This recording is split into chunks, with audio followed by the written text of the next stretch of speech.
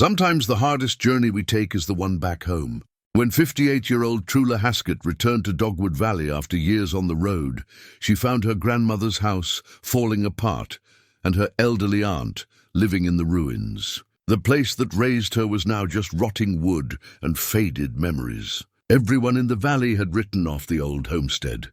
They had written off Trula too, but she decided to stay and fight for what was left. With no money and no help, she started rebuilding piece by piece. What happened next changed everything. The thing she created up on that ridge made the whole valley stop and stare. What could one woman build that would shock an entire community? Before we jump back in, tell us where you're tuning in from. And if this story touches you, make sure you're subscribed because tomorrow I've saved something extra special for you. The Greyhound bus let Trula off at the junction where Highway 52 met the old mountain road.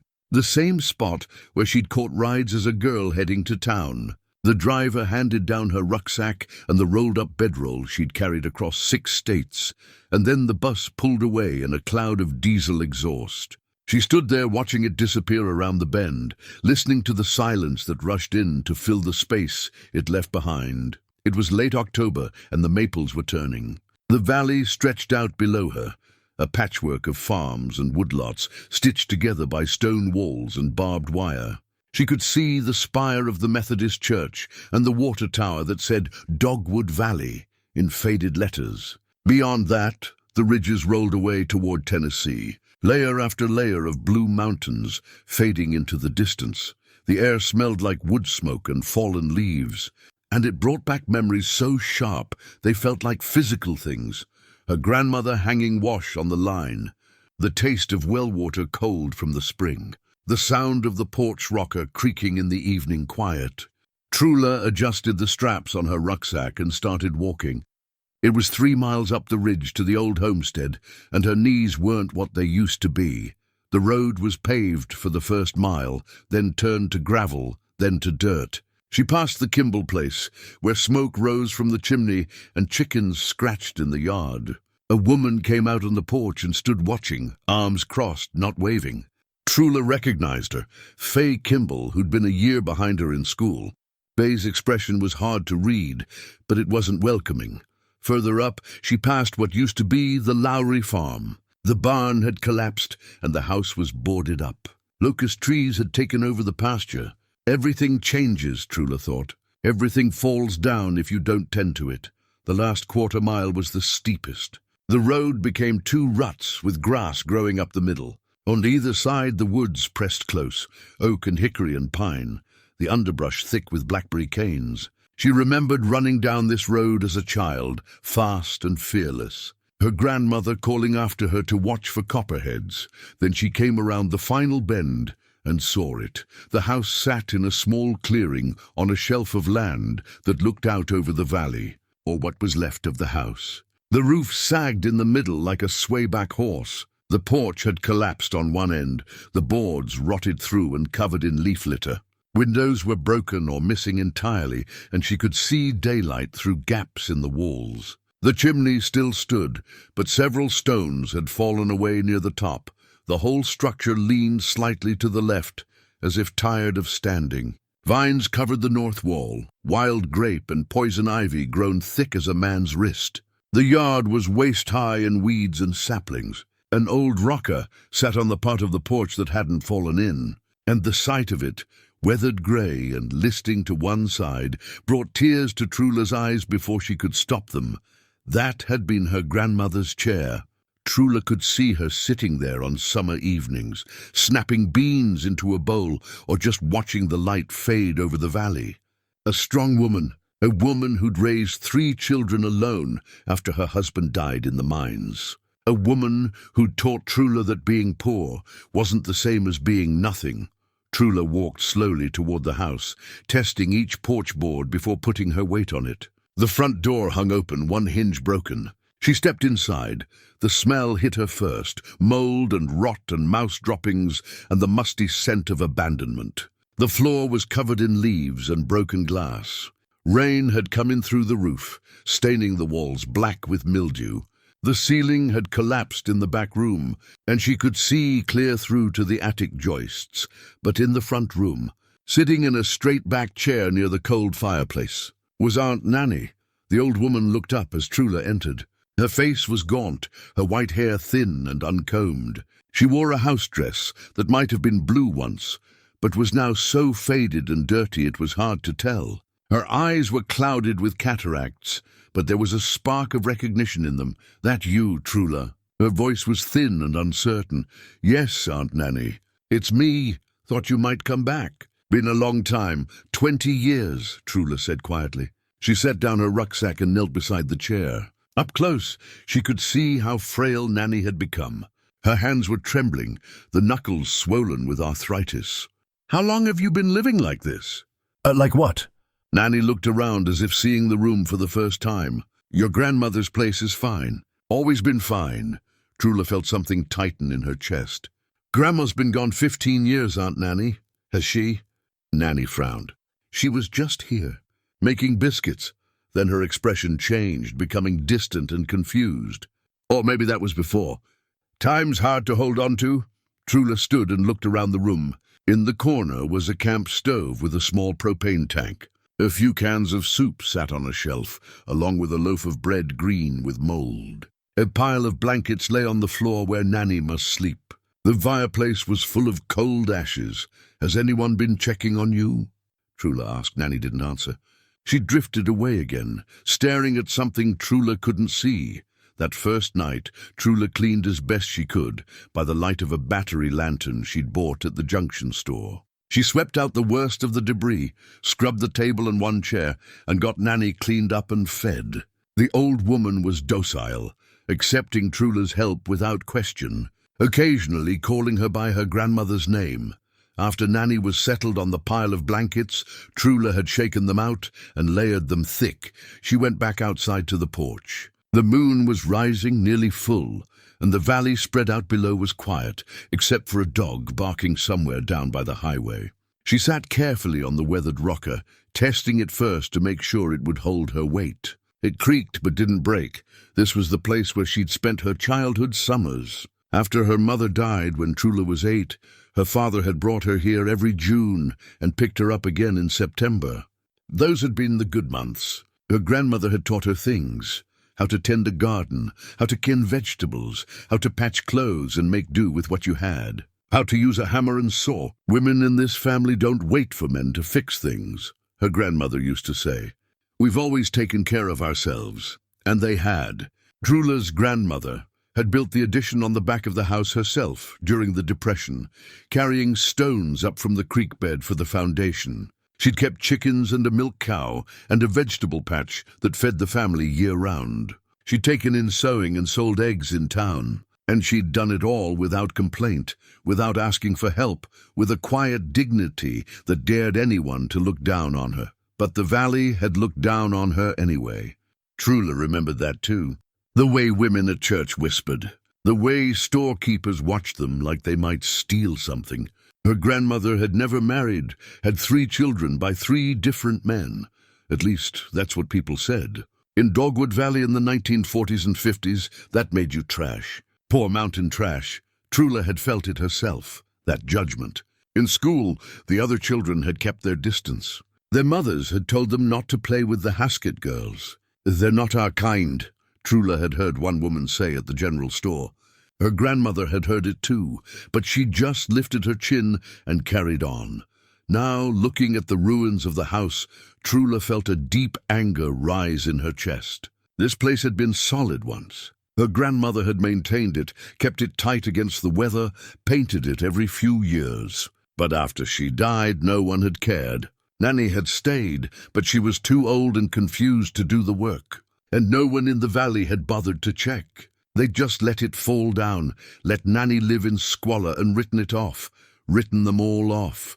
Trula had spent 20 years drifting after her marriage fell apart at 22. She'd worked in diners and laundromats, picked fruit in California, cleaned hotel rooms in Nevada, done whatever work she could find. She'd slept in her car, in shelters, sometimes on the street. She'd learned what it meant to be invisible. How people looked right through you when you didn't have money or status or a proper address. But she'd survived. And somewhere along the way, she'd started thinking about home. Not the home she'd made with her ex-husband, which had been full of criticism and cruelty. Not her father's house, which had always felt temporary. But this place, her grandmother's house on the ridge.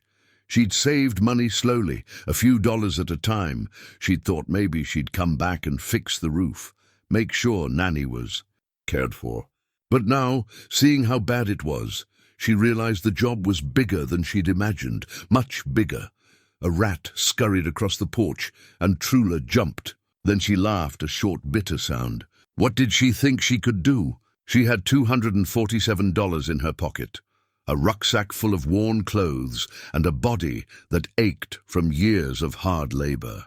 She was 58 years old.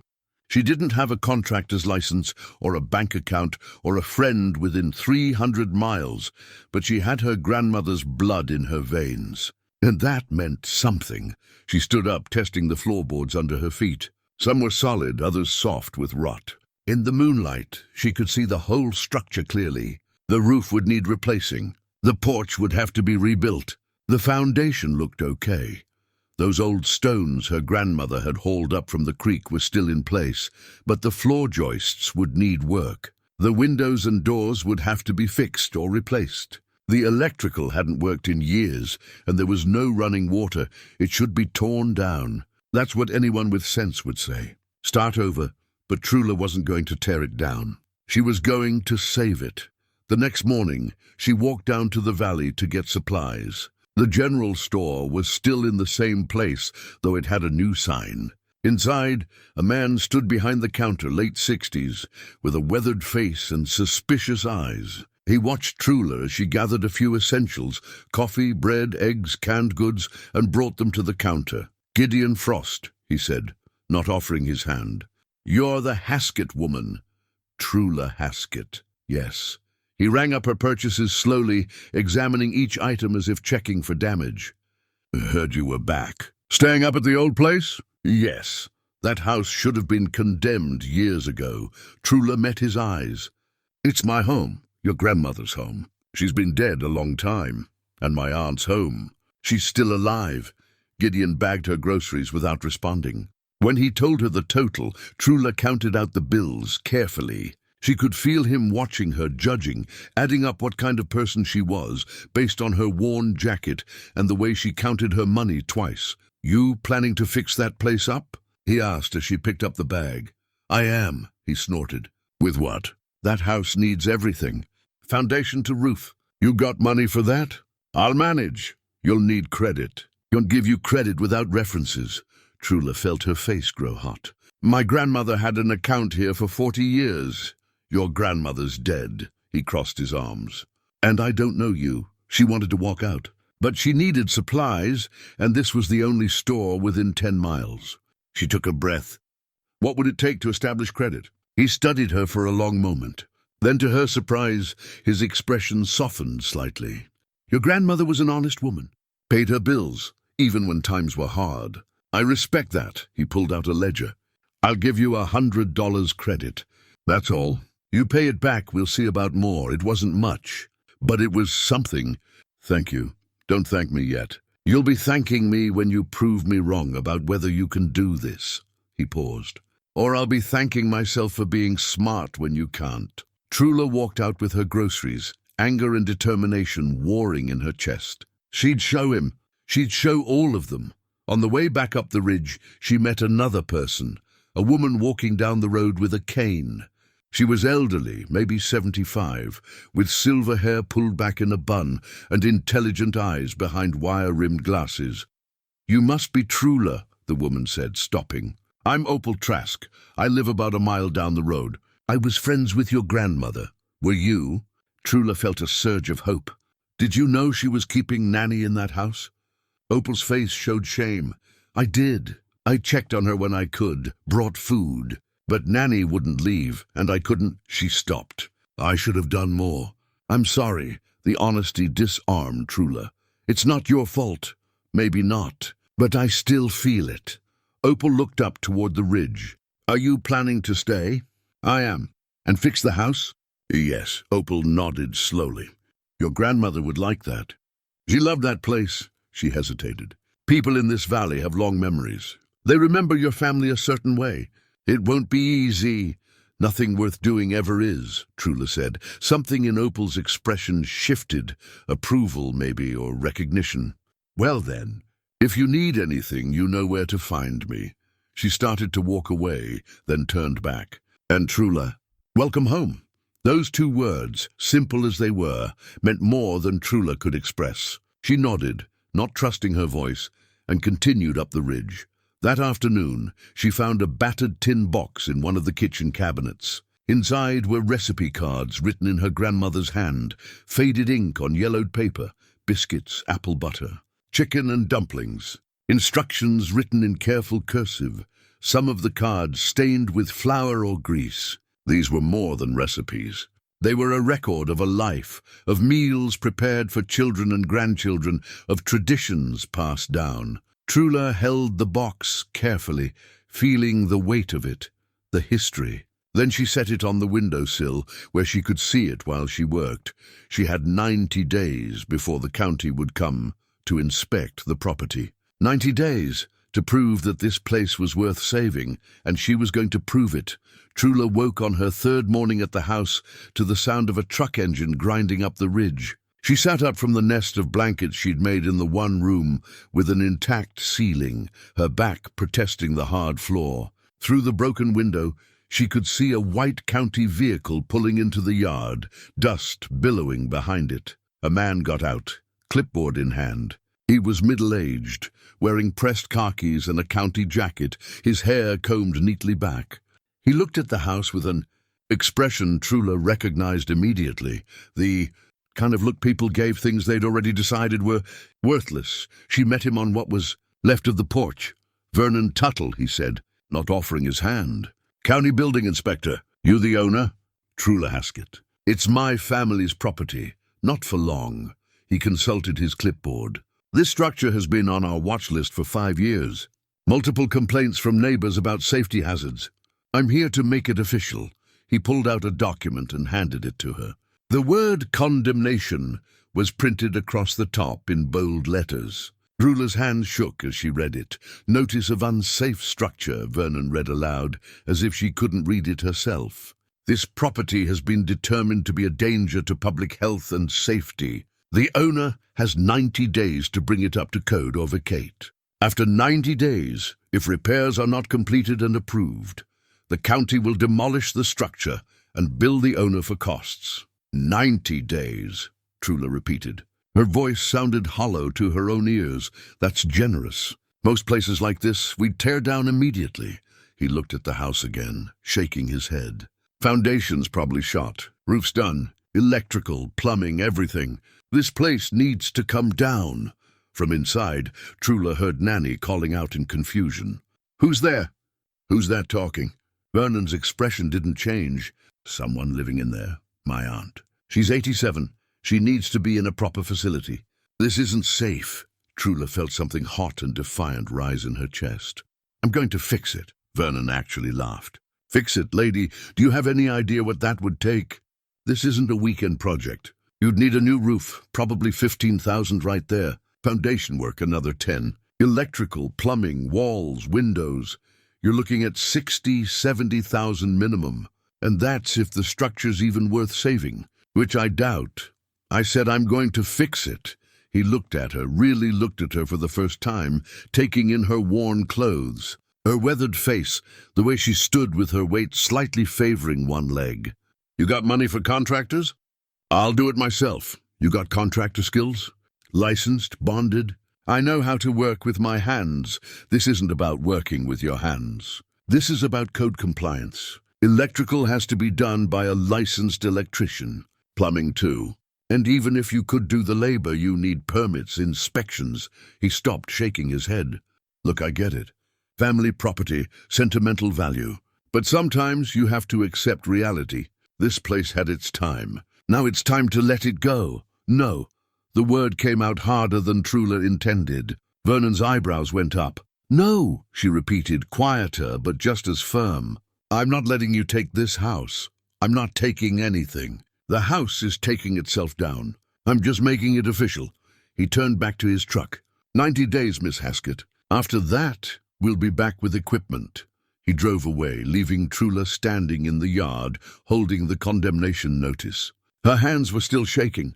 90 days. 3 months to do what would take a professional crew 6 months and $70,000. Inside, Nanny was standing by her chair, looking frightened. Who was that man? What did he want? Nobody important, Trula lied. Come on, let's get you some breakfast. She helped Nanny sit and heated water on the camp stove for instant oatmeal. While the old woman ate slowly, Trula read the notice again. The list of required repairs took up a full page. Structural assessment, foundation repair, roof replacement, electrical system installation, plumbing, windows and doors meeting current code, insulation, ventilation systems. The list went on and on. She did the math in her head. Even buying salvage materials, even doing all the labor herself, she'd need thousands of dollars she didn't have. The $100 credit Gideon had extended wouldn't even cover the nails. After Nanny finished eating, Trula walked down to the store. She needed to make phone calls, try to find contractors who might work cheap, see if there were any programs that helped with historic properties. Gideon let her use the phone behind the counter, his expression neutral as she made one call after another. The first contractor laughed when she told him her budget. The second didn't even call back. The third said he might be able to help in 6 months after he finished his current projects. One told her flat out that the place wasn't worth fixing. Foundation's probably compromised, he said. Once that goes, everything goes. Better to tear down and start fresh. She hung up and stood there for a moment, staring at the phone. No luck? Gideon asked. No, he was quiet for a moment. Then he said, "Your grandmother built half that house herself. Did you know that?" Trula looked up. She built the addition, not just that. When the original roof needed replacing back in, must have been 1947 or so, she did it herself. Carried the shingles up one bundle at a time. Took her a whole summer. People said she couldn't do it, that she'd fall and break her neck. She proved them wrong. "Why are you telling me this?" "Because I watched her do it." He pulled out his ledger. "I'm extending your credit to $500. That's all I can do." "But it's something." Trula felt tears prick her eyes. "Thank you. Don't thank me. Pay me back." He paused. "And prove them wrong. Again." She walked back up the ridge as the sun reached its high point. The valley spread out below, peaceful and beautiful in the autumn light. But all Trula could see was the enormity of the task ahead. That afternoon she took inventory. She had her grandmother's old tools in a shed that was miraculously still standing. A hammer, saws, a level, various hand tools. She had $500 credit at the store. She had 90 days. She had 2 hands, and the knowledge her grandmother had passed down. It wasn't enough. It couldn't possibly be enough. But she remembered something her grandmother used to say. You don't need to see the whole staircase. Just take the first step. The first step was stabilizing the structure. Trula spent the rest of the day examining the foundation. The stones were solid, as she'd thought. Good limestone hauled up from the creek bed, set deep and true. The problem was the floor joists. Half of them had rotted through where water had gotten in. She'd need to sister new joists alongside the old ones, support the floor while she worked. For that, she'd need lumber.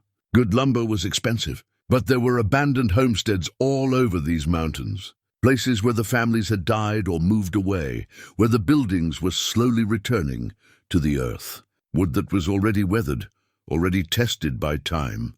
The next morning, she borrowed a wheelbarrow from behind the shed and set out. A mile down the ridge was the old Lowry place she'd passed on her way in. The barn had collapsed, but the wood was still good, oak beams aged to iron hardness. She worked through the morning, prying boards loose, pulling nails, stacking usable lumber in the wheelbarrow. It was hard work. Her hands blistered, her back ached, sweat soaked through her shirt despite the cool air. But by noon, she'd hauled 1 load back to her grandmother's place, 1 load. She'd need 20 more just for the floor joists. She was making her second trip when she saw someone watching her from the road. A man, late 50s, with a heavy build and cold eyes. He was standing beside a pickup truck, arms crossed. "You're trespassing," he called out. Trula straightened. "This property's abandoned. It's mine. Holland Boggs bought it 6 years ago for the timber rights." He walked closer. "That lumber you're stealing is worth money.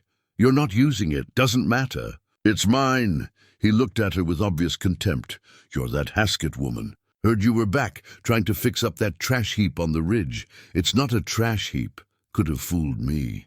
"Seen it from the road?" "Should have been burned down years ago." He spat in the dirt. "You're wasting your time. Women like you don't have what it takes. Women like you." Trula knew what he meant. Poor women. Mountain women. Women without men to speak for them. She met his eyes. "I'm taking this lumber. You can try to stop me or you can let me be. Either way, I'm taking it." Something flickered in Harlan's expression. Surprise, maybe, that she'd stand up to him. Then his face hardened. "We'll see about that. Got the law on my side. Then call them." Trula turned back to her work, pulling another board loose. Her hands were shaking, but she didn't let him see it. After a long moment, she heard his truck start up. He drove past slowly, and she could feel him staring. But he didn't stop. That night, sitting on the porch with Nanny sleeping inside, Trula looked at the condemnation notice again. 90 days. Hostile neighbors, no money. No help. She should give up. Any reasonable person would, but her grandmother hadn't been reasonable. She'd been stubborn and proud and strong, and Trula had inherited that at least. She folded the notice and put it in her pocket. Then she went inside to sleep, because tomorrow she'd need to make another 20 trips for lumber. And the clock was already ticking. The first 2 weeks passed in a blur of physical labor that left Trula so tired she'd fall asleep before dark. She hauled lumber from 3 different abandoned homesteads, pulling nails by lantern light, stacking boards according to size and condition. Her hands developed new calluses on top of old ones. Her shoulders burned, but slowly, the pile of salvaged wood grew. She learned the rhythms of the valley by watching and listening. Holland Boggs drove past at the same time every morning, slowing down to stare. The Kimball woman would stand on her porch in the afternoons, arms crossed, watching the ridge. And twice a week Opal Trask walked up with a basket of food, bread she'd baked, vegetables from her root cellar, sometimes a jar of preserves. "You don't have to do this," Trula said the third time Opal appeared. "I know." Opal set the basket on the porch. "But your grandmother fed me more than once when I was struggling." Time to return the favor. On a Thursday afternoon in early November, Trula was sorting through a pile of fence posts she'd salvaged when she heard footsteps. She looked up to see Opal approaching with someone new, a younger woman, maybe 70, wearing a cardigan and sensible shoes. "Trula, this is Faye Kimball," Opal said. "Lives down the ridge from me." Faye studied Trula with sharp eyes. "I remember you. You were ahead of me in school. I remember you too. Heard what you're trying to do up here." Faye paused. "Heard Vernon Tuttle gave you 90 days. That's right. Also heard you've been hauling lumber by yourself, breaking your back 1 wheelbarrow load at a time." Trula bristled, ready for criticism. But Faye surprised her.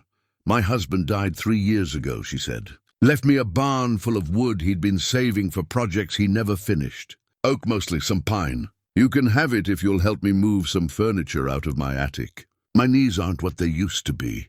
Trula stared at her. "You'd do that?" "Your grandmother helped my mother once. During the polio epidemic in 1952. Nursed her for 2 weeks. Wouldn't take a cent." Faye's expression softened slightly. "Valley folks have long memories for debts, even if we don't always admit it." 2 days later, Trula spent a morning hauling boxes and old furniture down from Faye's attic. It was hot, dusty work, but when she finished, Faye walked her out to the barn and opened the doors. Inside was enough lumber to build a small house, stacks of it neatly organized by size and type. "Take what you need," Faye said. "Use my truck to haul it. Keys are in the ignition." Trula made 4 trips that day, hauling loads of beautiful aged oak up to the homestead. It felt like a miracle. With this wood, she could replace every floor joist that needed replacing. She could rebuild the porch, maybe even start on the roof. That evening, sitting on the porch with Nanny beside her, Trula felt something she hadn't felt in years. Hope. Real hope. Not the desperate kind that was just disguised fear, but the solid kind that came from seeing a way forward. "You're working hard," Nanny said suddenly. Her voice was clear, lucid, like your grandmother did. Trula turned to look at her. "You remember?" "Some days I do. Some days everything's fog." Nanny reached out and patted Trula's hand. "She'd be proud of you, fighting for this place. I don't know if I can do it. Your grandmother built half this house with her own hands. During the Depression, when she didn't have 2 nickels to rub together." Nanny's eyes grew distant with memory. "People said she couldn't, said a woman couldn't do that kind of work. She proved them wrong. How did she do it?" "One board at a time, one nail at a time." Nanny looked at the valley spread out below. "And she didn't do it alone, even though she was alone. She salvaged, she traded work for materials. She never gave up."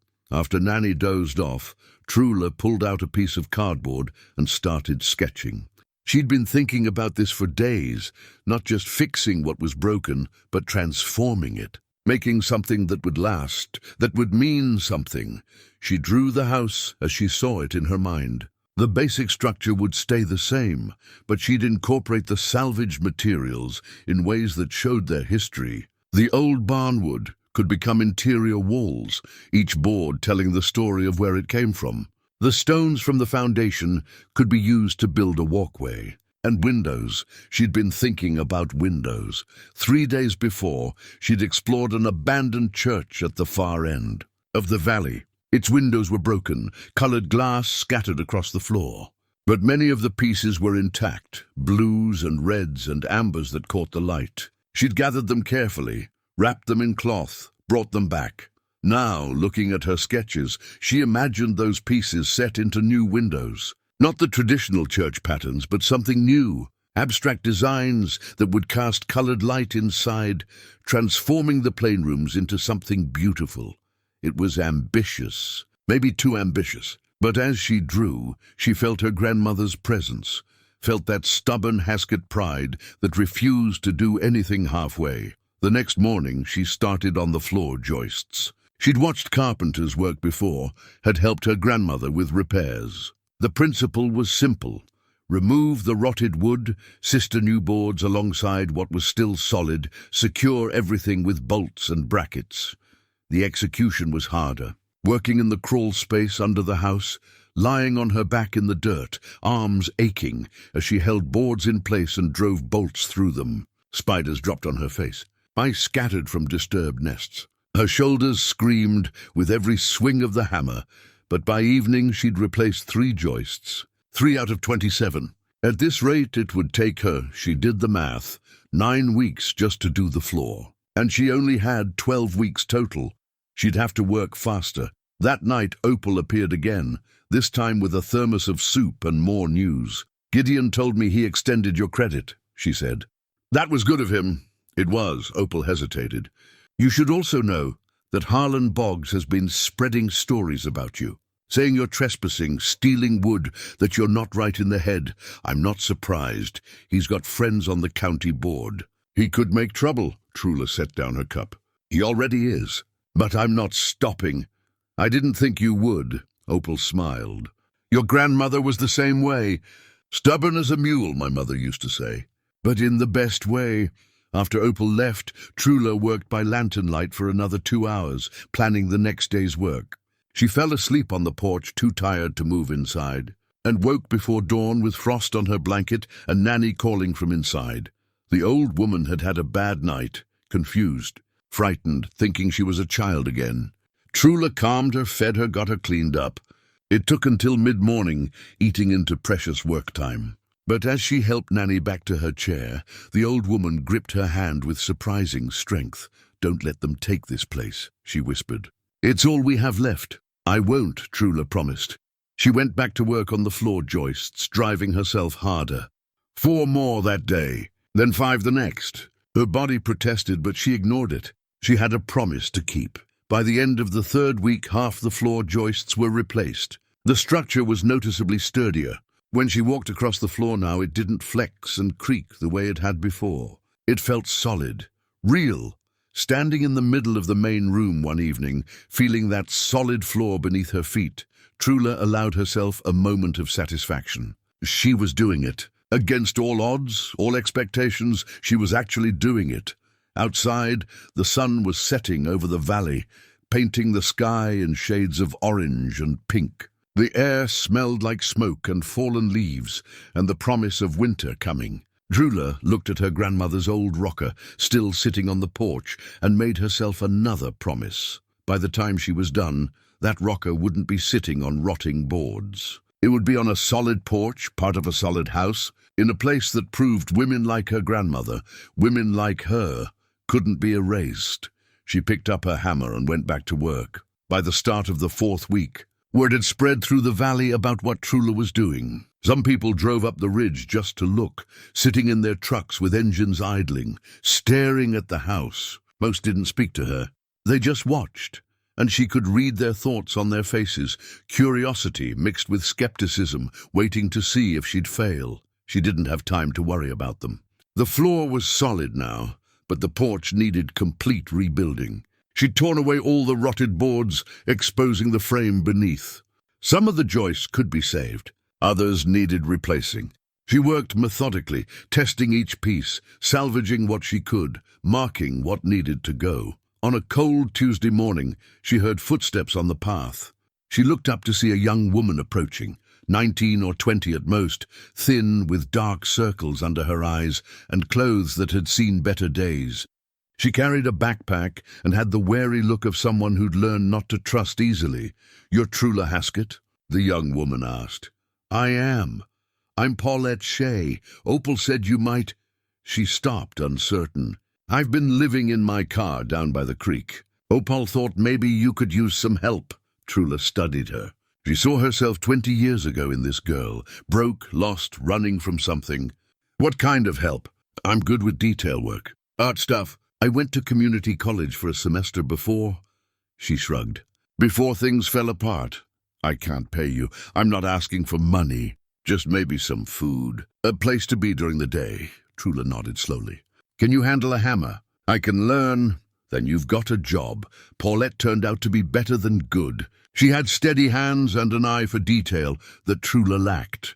While Trula focused on the heavy structural work, Paulette took on the finishing tasks, pulling nails cleanly without damaging wood, sorting hardware, even sketching out ideas for the window designs. "You're really going to use stained glass?" Paulette asked one afternoon, looking at Trula's drawings.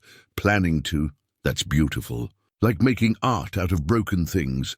"That's the idea." They worked in comfortable silence most days, breaking for lunch that Trula prepared on the camp stove. She learned Paulette's story in bits and pieces: an abusive stepfather, a mother who chose the wrong man over her daughter, community college dreams that ended when the money ran out. Now she was just trying to survive, working odd jobs when she could find them, sleeping in a car that barely ran. "Why are you doing this?" Paulette asked one day, gesturing at the house. "It would be easier to just walk away."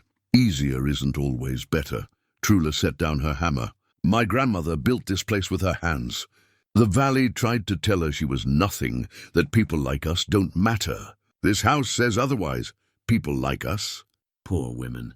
Women without men to speak for them. Women society decides are disposable."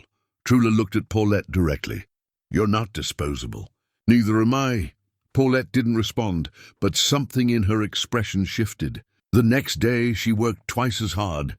That Sunday, Opal convinced Trula to attend church with her. Trula hadn't been to church in 20 years, but Opal insisted. "People need to see you," she said. "Need to see you're not who they think you are." The Methodist church sat at the center of the valley, white clapboard with a bell tower. Trula felt every eye turned toward her as she walked in with Opal. The whispers started immediately. She could hear them even if she couldn't make out the words. She kept her head up and followed Opal to a pew halfway back. The service was familiar. Hymns she remembered from childhood. A sermon about judgment and compassion that felt pointed.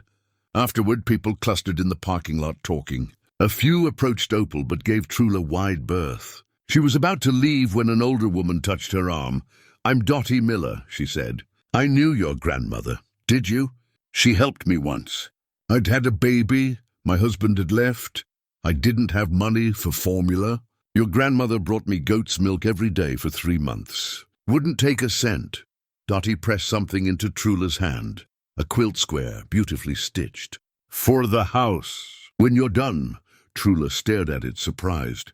Thank you. No, thank you. For not letting them forget. Over the next week, more quilt squares appeared. Someone would leave one on the porch during the night.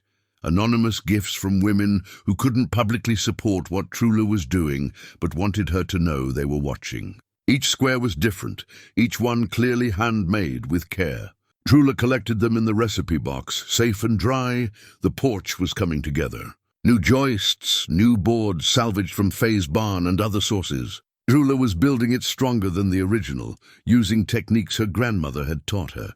Paulette helped stain the wood with a mixture Trula made from walnut husks and vinegar, giving it a rich brown color that would weather well, but they needed more materials. The roof was the next big challenge, and it would require plywood, tar paper, shingles. Even salvaged, that would cost money Trula didn't have.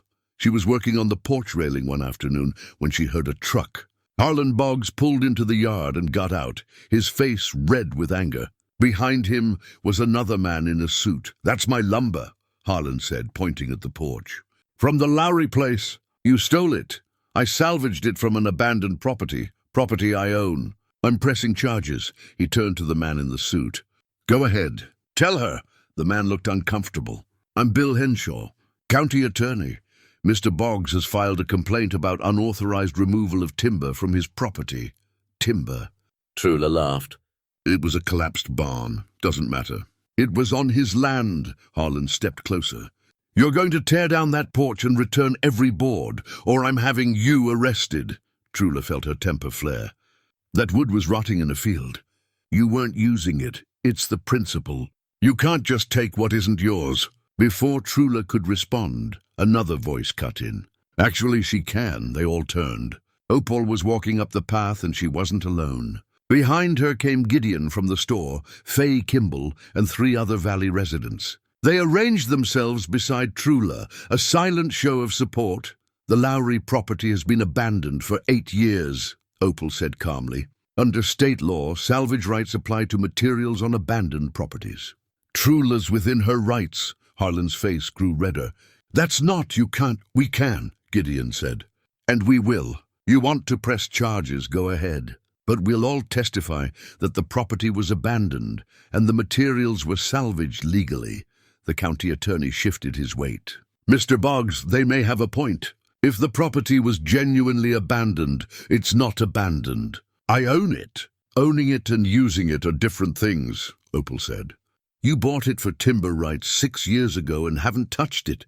That's abandonment by any reasonable standard." Harlan looked at each of them in turn, his jaw working. Then he pointed at Trula. "This isn't over. That house is still condemned. County's going to tear it down in, what is it now? 8 weeks? And then you'll have nothing." He and the attorney got back in the truck and drove away, spinning gravel.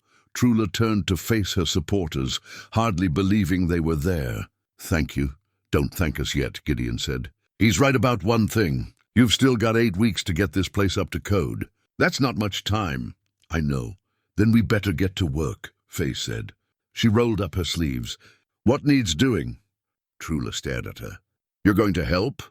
"We're all going to help," Opal said. "Your grandmother helped this valley more times than anyone wants to admit. Time we return the favor." That afternoon, 7 people worked on the homestead. Gideon helped Trula frame out the new porch roof. Faye and 2 other women cleaned out debris from the interior rooms. Opal and Paulette started on the windows, carefully removing the old frames and measuring for new ones. By evening, more had been accomplished than in the previous week combined. As people prepared to leave, each one stopped to say something to Trula. Words of encouragement, promises to return, offers of materials or tools. After they left, Trula sat on the new porch steps with Paulette. The sun was setting, and the valley was beautiful in the fading light. "Why did they do that?" Paulette asked. "Why help now?" "Because someone had to go first," Trula said. "Sometimes people want to help, but they're afraid of being the first one to step forward. When someone does, others follow. You think it'll be enough to finish in time? Trula looked at the house. Porch rebuilt, floors solid, interior cleared. There was still so much to do. The roof, the windows, electrical. But for the first time it felt possible. I don't know, she said honestly. But it's more than I had yesterday. That night Nanny had one of her clear moments. She sat on the porch with Trula, wrapped in a blanket, looking at the valley. People came today, she said. I saw them through the window. They did. That's good. Your grandmother always said, we need each other more than we need pride. Nanny patted Trula's hand. She was right. Trula squeezed her hand back, grateful for the lucidity, for the moment of connection. She usually was. Winter arrived in earnest during the 6th week. Snow fell 3 times, light dustings that melted by noon but made the work harder. Trula's hands cracked from the cold. Her joints ached in the mornings. But the house kept changing, kept becoming something more than what it had been. The roof was the next big challenge. Volunteers came on weekends, Gideon, Faye, a few others. But the weekday work fell to Trula and Paulette. They worked from dawn until dark, only stopping when the cold made it dangerous to handle tools. Trula had decided not to simply replace the roof. That would have been faster, easier. Instead, she was incorporating salvaged tin from an old tobacco barn she'd found 2 ridges over. The tin was rusted in spots showing its age, but it was solid. She cut and shaped each piece, creating an overlapping pattern that looked deliberate, artistic. It looks like scales, Paulette said, standing back to assess their work. Like dragon scales. It looks like survival, Trula replied. Taking what people threw away and making it matter. They installed the colored glass windows next. Trula had cleaned each piece carefully, sorted them by color and size. Instead of trying to recreate church patterns, she arranged them in abstract designs. Blues and greens together like water, reds and ambers like fire. When the sun hit them right, they cast rainbow shadows across the interior floors. One afternoon, a woman Trula didn't know drove up and got out of her car slowly, using a walker. She was elderly, frail, but her eyes were sharp. I'm Polly Vines, she said. I need to tell you something. Trula set down her tools. All right, your grandmother saved my life, literally. I was 17, pregnant, trying to end it because I thought I had no options. She found me down by the creek and talked me out of it. Stayed with me for 3 days until I was stable. Polly's eyes filled with tears. That baby grew up to be my daughter. She has 3 kids of her own now. Because of your grandmother, Trula didn't know what to say. I just wanted you to know, Polly continued. What you're doing here, honoring her, keeping her place alive, it matters. She mattered. Don't let anyone tell you different. After Polly left, Trula stood looking at the house for a long time. She'd known her grandmother was strong, was good. But she hadn't known the full extent of it. How many lives she'd touched, how many people she'd helped without asking for anything in return.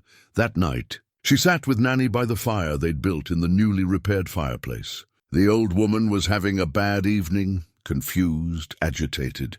She kept asking for people who'd been dead for decades, kept thinking Trula was her sister. Where's Mary? Nanny asked for the 10th time.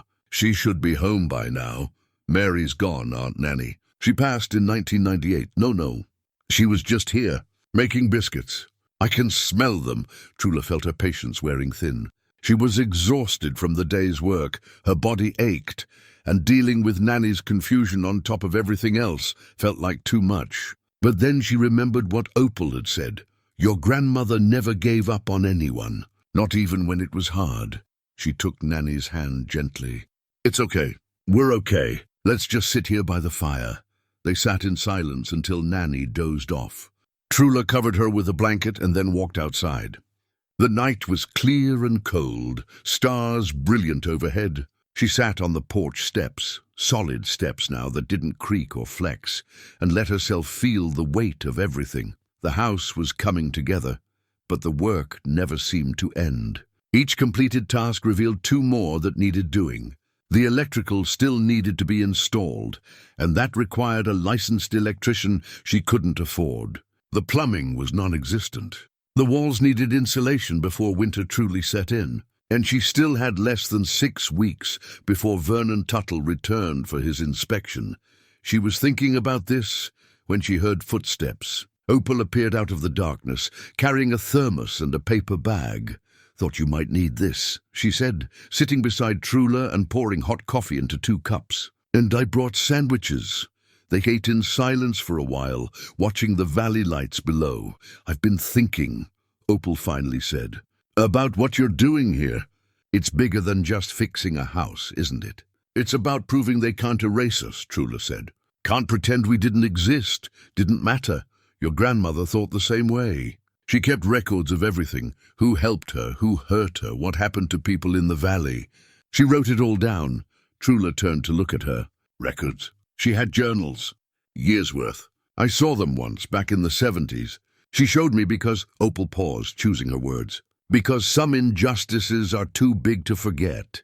"What kind of injustices?" "The kind that happen to poor families. The kind that powerful people want buried." Opal sipped her coffee. "I don't know where those journals ended up. But if you find them, you'll understand why this valley treated your family the way it did. And why your grandmother never left, even when it would have been easier." After Opal left, Trula went back inside and started searching. She'd cleaned out most of the house by now, but there were still corners she hadn't explored thoroughly. She started in her grandmother's room, feeling along the walls, checking for loose boards or hidden spaces. At first, she found nothing. Then she noticed something odd about the closet wall. It was slightly shallower than it should be. She tapped along it until she heard a hollow sound. There, a panel that wasn't quite flush with the others. She pried at it carefully with a screwdriver. The panel came loose, revealing a small cavity. Inside was a package wrapped in oilcloth and tied with string. Her hands were shaking as she unwrapped it. Inside were 3 leather-bound journals, the pages filled with her grandmother's neat handwriting. She carried them to the table and sat down under the lantern light. The first entry was dated 1943. "They came for the Hensley place today," her grandmother had written. "Said the taxes hadn't been paid. But I saw Mary Hensley pay them myself at the courthouse just last month. Something isn't right," Trula kept reading, barely breathing. Page after page of careful documentation. Properties seized under questionable circumstances. Tax records that didn't match what people had paid. County officials and a local banker working together to systematically defraud poor families of their land. Her grandmother had written down everything. Names, dates, amounts, witnesses. She documented a pattern of organized theft that had gone on for decades, and one of the names that appeared again and again was Boggs. Harlan Boggs's grandfather had been the banker orchestrating the scheme. Trula read until dawn, until her eyes burned and her hands cramped from holding the journals. The story they told was devastating. Dozens of families stripped of their property, their wealth, their futures. All legal on the surface, all corrupt underneath. When Paulette arrived that morning, she found Trula still at the table, journals spread out before her. "What is that?" Paulette asked. "The truth," Trula said quietly, "about why my grandmother was treated the way she was. Why my family was labeled as trash." She looked up at Paulette. "This valley's history isn't what people think it is. What are you going to do with it?" That was the question. Trula could keep the journals private, use them only to understand her family's past. Or she could make them public, expose what had been done. But that would mean confronting powerful families, reopening old wounds, possibly endangering what she was trying to build. "I don't know yet," she admitted. "But I think this is why my grandmother saved them. She knew someday someone would need to know the truth." That afternoon, while working on the interior walls, Trula had an idea. She'd been planning to use the salvaged barn wood for paneling. Beautiful wood, each board with its own history. But now she thought, what if each board could tell a story? What if the house itself could be a record of what happened? She started making small brass plaques, using metal she'd salvaged and tools she'd borrowed from Gideon. On each plaque, she engraved a name from her grandmother's journals, families who'd lost their land to the fraudulent scheme. She planned to mount them throughout the house, a permanent memorial to people the valley had tried to forget. When Opal saw what she was doing, she nodded slowly. "Your grandmother would like that. She always said the truth has a way of coming out, even if it takes time. Some people aren't going to like it, no, but some people need to see it." Opal picked up one of the plaques, running her finger over the engraved name. These were real families. They mattered. They deserved to be remembered. That evening, Harlan Boggs drove past slowly, and Trula could see him staring at the house. It looked different now, the tin roof catching the last light, colored glass windows glowing, structure solid and straight. It didn't look like something that should be torn down. It looked like something worth saving, and that, Trula thought, was exactly what would make Harlan angry. Because every nail she drove, every board she placed, was proof that people like her grandmother, people he'd been taught to dismiss, were capable of creating something remarkable. She went back to work, planning where she'd mount the first memorial plaque. 5 weeks left. So much still to do. But the house was speaking now, telling its story, and Trula was determined to make sure people listened. By early December, the transformation was undeniable. People who drove up the ridge to Gawk found themselves staying longer, studying the details. The house had become something unexpected, not just restored, but reimagined. The salvaged tin roof created patterns that caught the light. The stained glass windows glowed like jewels. The stone walkway Trula had built from creek rocks curved gracefully from the road to the porch. More people started coming to help. Some brought materials, a box of screws here, some wire there. Others brought food for Trula and Paulette and Nanny. A few just came to watch, but Trula could see the shift in their expressions. They weren't looking at trash anymore. They were looking at art. The memorial plaques were mounted now, small brass rectangles throughout the house. Each bore a family name and the year their land was taken. Trula didn't explain them to everyone who asked, but word spread anyway.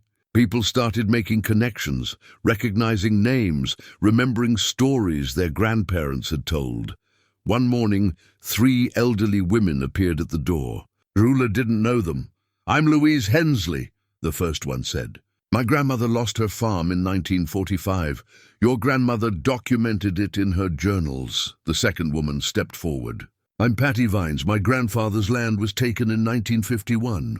"And I'm Susan Keller," the third said. "My family lost everything in 1948. We thought it was our fault, that my grandfather had failed somehow. But it wasn't his fault, was it?" Trula invited them in. They stood looking at the plaques mounted on the walls, reading the names, some of them crying quietly. "Can I see the journals?" Louise asked. Trula brought them out. The 3 women spent the rest of the morning reading, finding their family names, seeing the documentation their grandparents had never seen. Evidence that they'd been cheated, that their losses weren't due to personal failure, but organized theft. "This needs to be public," Patty said finally. "People need to know what happened." "Some people won't want it public," Trula warned. "The families who benefited from the scheme are still powerful. Let them be angry," Susan said. "The truth is the truth." That afternoon, while Trula worked on installing the last of the interior paneling, a car pulled up. A woman got out, mid-40s, carrying a camera and notepad. She introduced herself as Maggie Lowell, a journalist from the regional magazine. "I heard about what you're doing here," she said. "About the house, the memorial plaques. I'd like to write a story." Trula was hesitant. "I'm not looking for attention, maybe not. But this story, it's bigger than one house. It's about justice, about remembering history that powerful people want forgotten." Maggie looked at the house, taking in the details. "This is remarkable, and people should know about it." Trula thought about her grandmother, who'd kept those journals for 50 years, hoping someone would care, who documented injustice even though she couldn't fix it in her lifetime. "That's right," she said. "But you need to understand what you're getting into. The families implicated won't be happy." "Good," Maggie said. "The best stories never make everyone happy." She spent the day photographing the house, interviewing Trula and Opal and some of the elderly women who'd come to see the plaques. She read selections from the journals, took notes, asked careful questions about dates and details. That evening, after Maggie left, Harlan Boggs showed up. He was angrier than Trula had ever seen him. "You think you're clever?" he shouted from the yard. "Putting up those plaques, spreading lies about my family?" Trula came out on the porch. Behind her, she could hear Paulette inside with Nanny, keeping the old woman calm. "They're not lies," Trula said. "They're documented facts from my grandmother's journals. Your grandmother was crazy. Everyone knew it. She wasn't crazy. She was honest." "There's a difference." Harlan's face was red. "You're going to take those plaques down, and you're going to burn those journals. Or you'll what?" Trula descended the porch steps. She wasn't afraid of him anymore. "Sue me? I don't have anything. Threaten me? I've survived worse. Try to have this house torn down? Too late.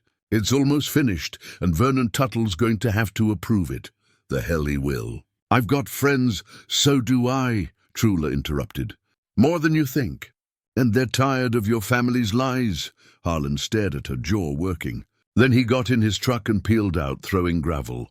Paulette came out on the porch. "Is he going to be a problem?" "He already is," Trula said. "But we're not backing down." 3 days later, Trula woke to find paint splattered across the front of the house, red paint thrown from the road, running down the new siding in ugly streaks. No note, no signature, but she knew who'd done it. She and Paulette spent the morning scrubbing it off. Some of it came away easily. Some had soaked into the wood and would leave stains. Trula felt a rage building in her chest, not just at the vandalism, but at what it represented. The same dismissal, the same contempt her grandmother had faced. But then people started arriving. Gideon came with supplies to repaint the damaged sections. Faye brought sandwiches and coffee. Opal came with more volunteers, people who'd heard about the vandalism and wanted to help. By evening, the paint was gone, and the affected siding was repainted. And Trula had learned something important. She wasn't alone in this anymore. The house had become something the community cared about, even those who'd been skeptical at first. That Sunday, the Reverend at the Methodist Church mentioned the house in his sermon. He didn't name it specifically, but everyone knew what he was talking about. "When we see someone building something good," he said, "we have a choice. We can tear it down, or we can help build it up. We can cling to comfortable lies, or we can face uncomfortable truths. The choice we make defines who we are as a community." After the service, more people approached Trula. Some apologized for their earlier coldness. Others offered help with the remaining work. One man, a retired electrician, said he'd handle the electrical installation at cost if she could cover materials. "Your grandmother helped my sister once," he said. "Kept her kids fed through a hard winter. Time I repaid that debt." With 4 weeks left before the inspection, the pace of work increased. The electrician came twice a week, running new wiring through the walls. A plumber volunteered to install basic plumbing, a sink, a toilet, nothing fancy but code compliant. Volunteers showed up every weekend, sometimes a dozen at a time, sanding walls, painting trim. Finishing details, Paulette had moved into a small room in the house. Trula had insisted once the interior was warm and dry. The girl had skills with finishing work that made everything look professional. She'd painted the interior walls in soft colors, installed trim with meticulous care, even created a small mosaic above the fireplace using broken pieces of the colored glass. "You've got a real talent," Trula told her one evening. Paulette shrugged. "I always liked making things beautiful, just never had anyone who thought it mattered." "It matters," Trula said firmly. "Everything you've done here matters." Nanny's health had improved with regular care and proper food. She still had confused days, but the lucid moments were becoming more frequent. One afternoon, she walked through the house with Trula, looking at all the changes. "Your grandmother would be so proud," she said. "You did what she always hoped someone would do." "What's that?" "Prove them wrong. Prove that women like us, poor women, mountain women, can create something that lasts. Something beautiful." Nanny touched one of the memorial plaques gently. "And you remembered them. The ones they tried to erase. That matters more than you know." That night, Trula sat on the porch with her sketches, planning the final details. The house was nearly done. In 3.5 weeks, Vernon Tuttle would return. She'd have to present everything: documentation of code compliance, receipts for materials, photos of the work completed. But beyond the practical requirements, she wanted the house to speak for itself, to show what was possible when people refused to be erased, when they fought for what mattered, when they transformed brokenness into beauty. She looked out at the valley, at the scattered lights of homes below. Somewhere down there, Harlan Boggs was nursing his anger, plotting his next move. Somewhere, other families were learning about the journals, about what had been done to their ancestors. The truth was out now, spreading through the valley like water finding its level. Whatever happened next, Trula had done what she came to do. She'd saved her grandmother's house. She'd honored the past. She'd created something that mattered, and she wasn't finished yet. Inside, she could hear Paulette singing softly while she worked on the mosaic. Nanny was humming along, sitting in her chair by the fire. The house felt alive in a way it hadn't in years, warm, solid, full of purpose. Trula picked up her hammer and went back to work. 3.5 weeks, enough time to finish strong, to add the final touches that would make this house not just code compliant, but remarkable. Enough time to prove, once and for all, that they couldn't be erased. The discovery happened on a cold morning, 3 weeks before Vernon Tuttle's scheduled inspection. Trula was installing the final section of interior paneling when she noticed something odd about one of the boards. There was a seam that didn't match the others, a subtle difference in the way the wood grain aligned. She ran her fingers along it and felt the board shift slightly. Using a thin putty knife, she pried gently at the edge. The board came away, revealing a hollow space behind it, and inside that space was another journal, smaller than the others, bound in dark leather. Trula pulled it out carefully. The pages were yellowed with age, the ink faded in places. She carried it to the window where the light was better and opened it to the first page. "For whoever finds this," her grandmother had written in a shaky hand. "I'm 93 years old and my time is short.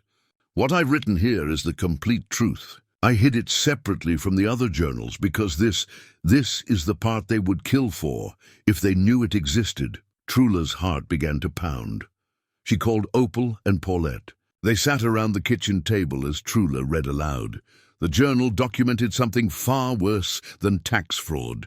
Her grandmother had witnessed a murder in 1952, a man named Coleman Hayes who'd been investigating the land seizures. He'd uncovered proof of the scheme and was planning to go to the state authorities. Before he could, he'd died in what was ruled an accident, a fall down a ridge while hunting, but Trula's grandmother had been there. She'd seen 2 men, one of them the banker Boggs, push Coleman Hayes off that ridge. She'd watched them stage it to look like an accident. Then she'd run. She'd kept silent out of fear for her children, but she'd written down everything she'd seen. "They killed him," Trula whispered. "And they got away with it. That's not all," Opal said, pointing to a later entry. "Keep reading," Trula read on. Her grandmother had documented 3 other suspicious deaths over the years, people who'd asked too many questions about the land seizures. A young lawyer who'd been helping families file appeals, found drowned in the creek. A newspaper editor who died in a house fire just before publishing an exposé. A county clerk who'd threatened to expose the altered records, killed in what was ruled a hunting accident. "This is bigger than land fraud," Paulette said. "This is conspiracy, murder, and it implicates people whose families are still powerful in this valley," Opal added. Harlan's grandfather wasn't just a corrupt banker. He was part of something that got people killed. Trula felt the weight of the journal in her hands. This wasn't just family history anymore. This was evidence of crimes that had never been prosecuted, murders that had never been investigated, a conspiracy that had shaped the valley for 70 years. "What do we do with this?" she asked. They sat in silence, considering. The article about the house was already scheduled to run in the regional magazine. That would expose the land fraud. But this was different. This would destroy families, tear the valley apart, possibly put Trula in danger.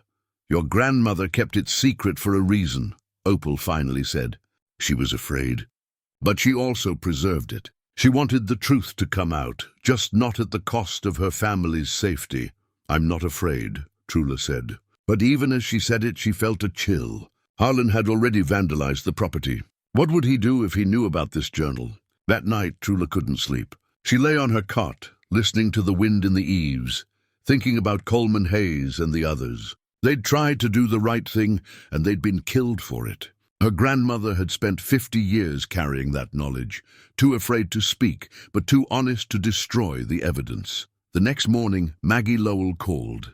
The article was finished and scheduled to run in 2 weeks. She'd done additional research, found corroborating evidence for the land fraud in county records, interviewed descendants of affected families. "It's explosive," she said. "I've already had angry calls from lawyers representing some of the families implicated. They're threatening to sue for telling the truth. They're claiming it's defamatory, that your grandmother's journals aren't reliable evidence." Maggie paused.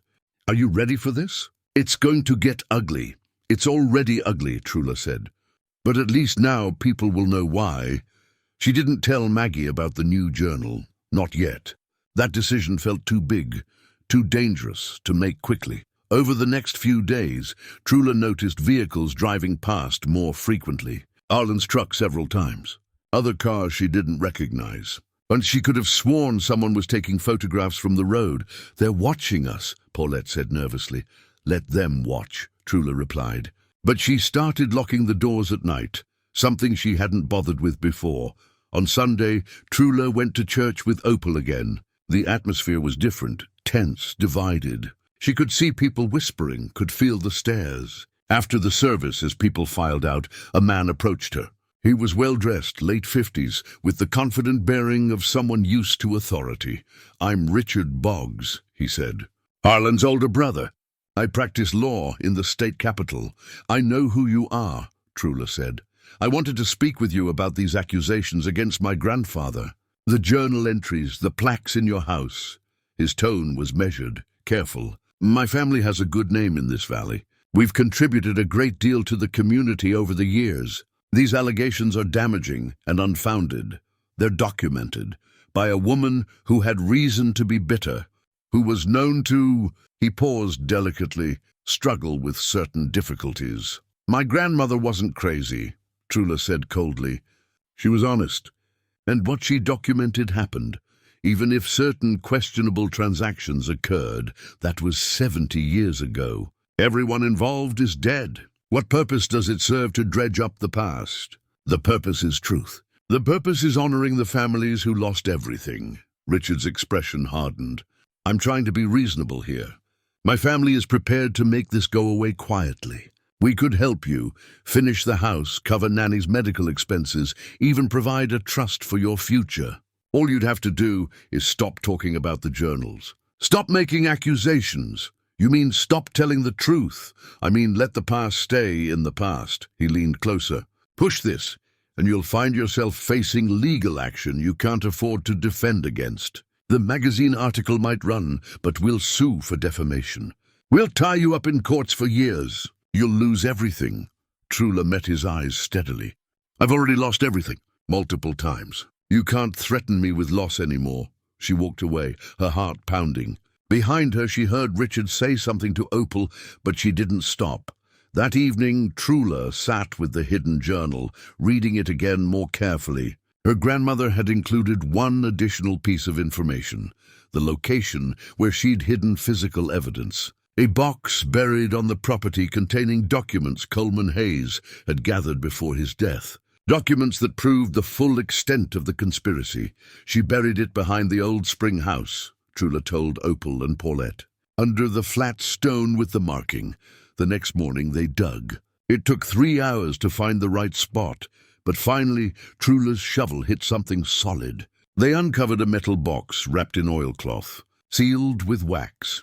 Inside were Coleman Hayes' original documents, photocopied land records showing the alterations, receipts proving taxes had been paid, letters between the conspirators discussing which properties to target next. And one additional item, a photograph of 5 men standing together, dated 1952. On the back, in Coleman's handwriting, were their names: the banker Boggs, the county treasurer, 2 county commissioners. And the sheriff, the men who'd orchestrated the entire scheme, the men who'd ordered the murders to keep it secret. This is evidence of capital crimes, Opal said quietly. It doesn't matter that they're dead. Their families built their wealth on blood money. Trula looked at the documents, at the photograph, at the proof her grandmother had risked everything to preserve. The article about the house would run in 10 days. Vernon Tuttle's inspection was in 3 weeks. And now she had a choice that would define not just her life, but the valley's future, tell the whole truth and face the consequences, or protect herself by revealing only part of the story. She thought about Coleman Hayes, about the lawyer and the newspaper editor and the county clerk, about her grandmother carrying this burden for 50 years, about all the families who'd lost their land, their futures, their place in history. We're going public with all of it, she said. Everything. Paulette looked frightened. They'll come after you. Let them. Trula gathered the documents carefully. My grandmother couldn't fight them, but I can, and I will.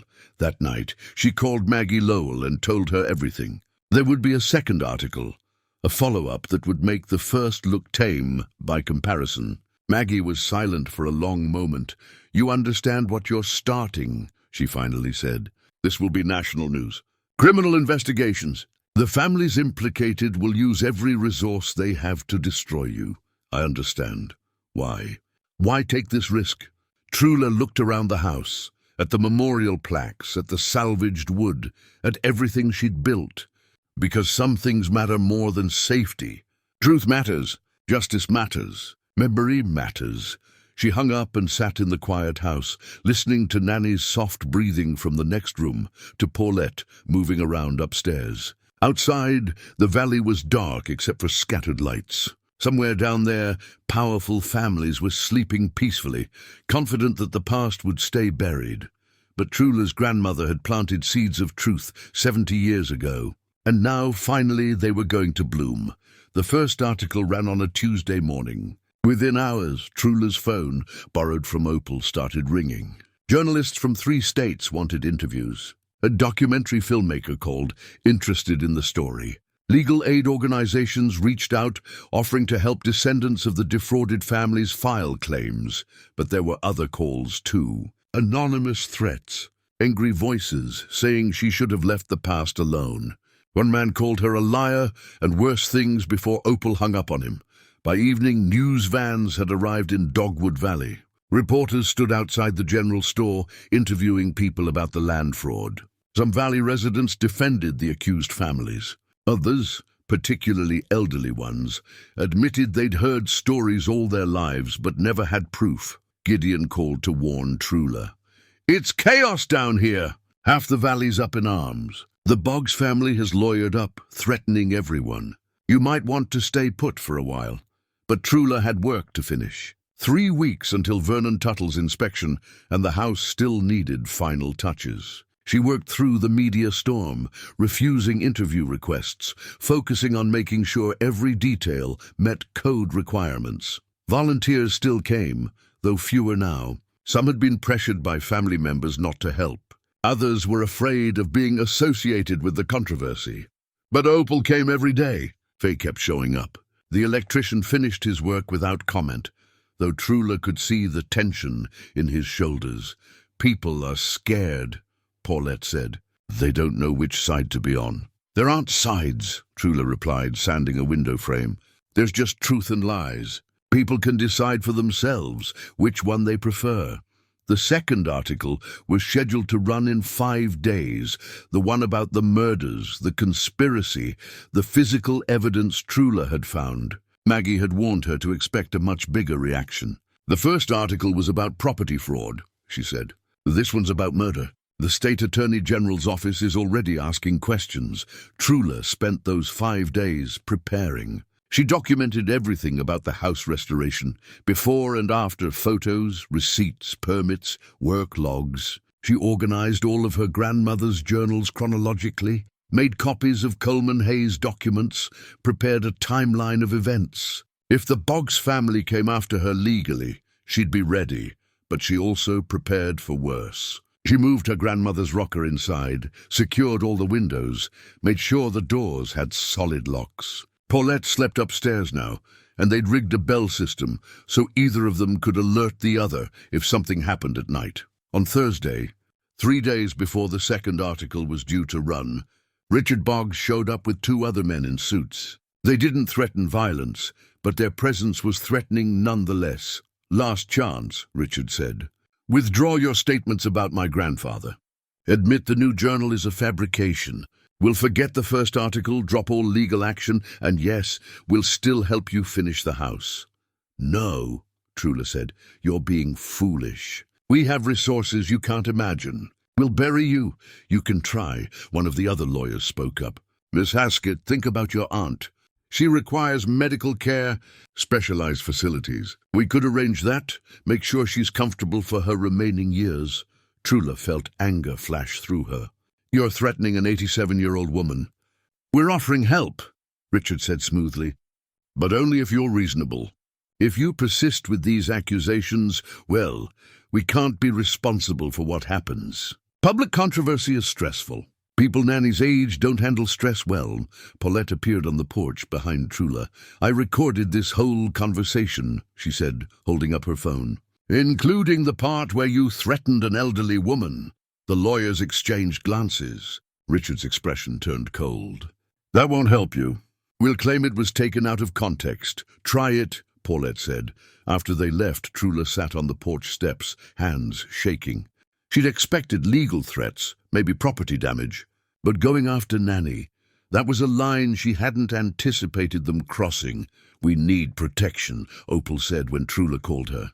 "I'm calling the sheriff." The sheriff came that evening, a younger man, late 30s, who'd only been in office 2 years. He listened to the recording, took notes, looked troubled. "I can increase patrols past here," he said. "But I have to be honest. The Boggs family has a lot of influence in this county. If they want to make trouble, it won't be obvious. It'll be the kind of thing that's hard to prosecute, like mysterious accidents." Trula asked pointedly. The sheriff met her eyes. "I read your grandmother's journals. My predecessor, the one in that photograph with the conspirators, he was my uncle. I spent my whole life thinking he was a hero. Now I don't know what he was." He stood to leave. "But I know what I am, and I'm not going to look the other way if something happens to you." It was something, at least. The second article ran on Sunday morning. By noon, the valley was in complete upheaval. State police arrived to secure Coleman Hayes' original burial site for exhumation. The Attorney General announced a formal investigation into the historical crimes. National news picked up the story. "Appalachian land fraud linked to multiple murders" appeared on major news websites, and in Dogwood Valley, the divide became absolute. Half the community rallied around Trula, descendants of defrauded families, people who'd always suspected something was wrong, young people who wanted justice. The other half circled the wagons around the accused families, claiming it was all exaggeration, that Trula was seeking attention, that her grandmother had been unreliable. Church services split. The reverend who'd supported Trula received death threats and resigned. Families stopped speaking to each other. The general store became a battleground, with shouting matches breaking out in the aisles. Through it all, Trula kept working on the house. 2 weeks until Vernon Tuttle's inspection. The electrical was complete. The plumbing was functional. The roof was solid. The windows were in. The interior walls were finished. What remained were the final details. Trim work, paint touch-ups, cleaning, documentation.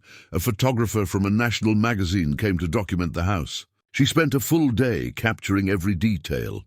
The salvaged tin roof, the stained glass windows, the memorial plaques, the interior paneling made from barn wood. When she left, she told Trula, "This is the most remarkable restoration I've ever seen, and I've photographed hundreds." That same day, Trula received notice that the Boggs family was suing her for defamation. The lawsuit sought $5 million in damages and demanded immediate removal of all memorial plaques from the property. "They can't win," Opal said, reading the papers. "You have documentation. You have evidence. This is clearly a slap suit meant to intimidate you.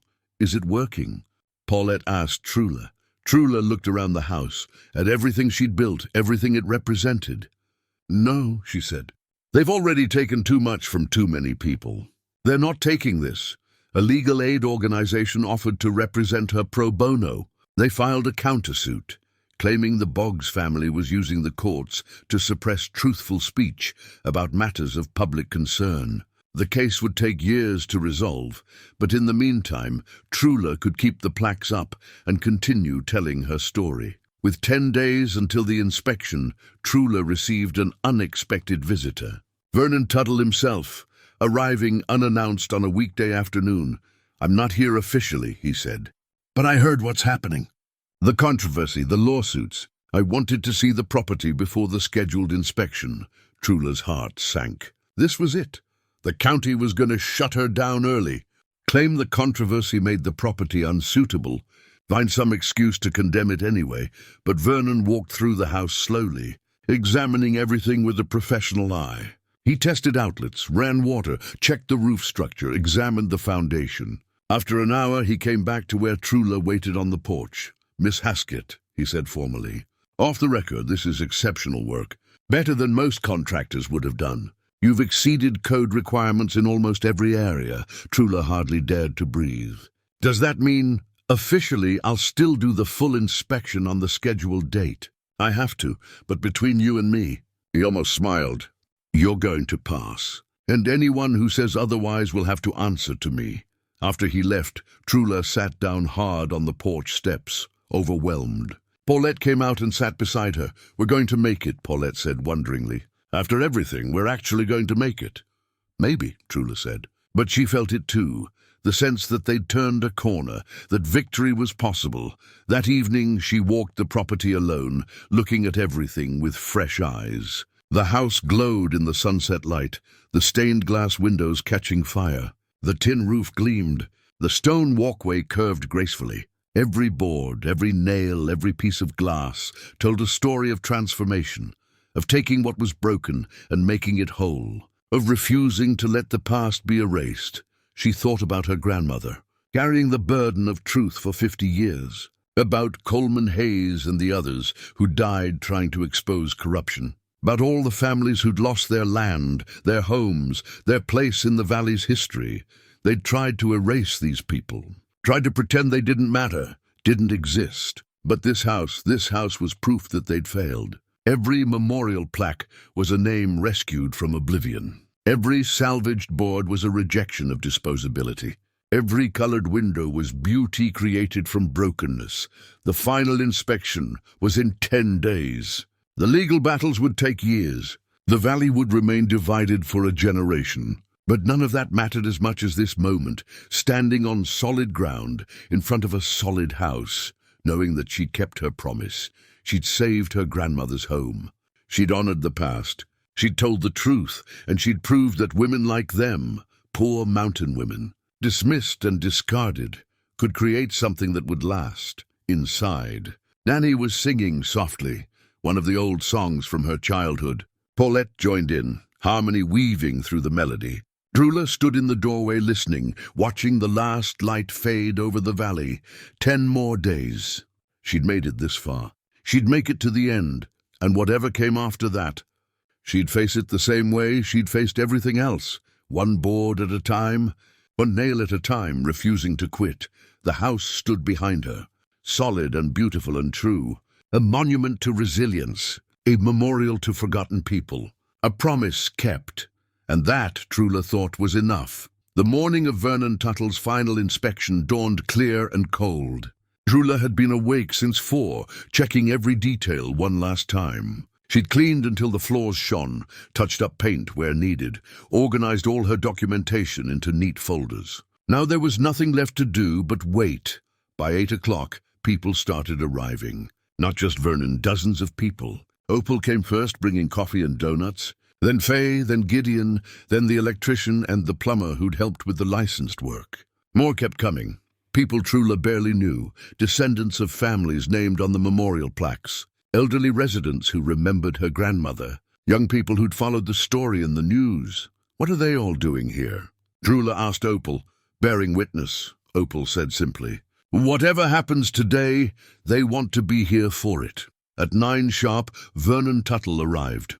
But he wasn't alone. He'd brought the county engineer and someone Trula didn't recognize, a stern-looking woman in her 50s carrying a clipboard.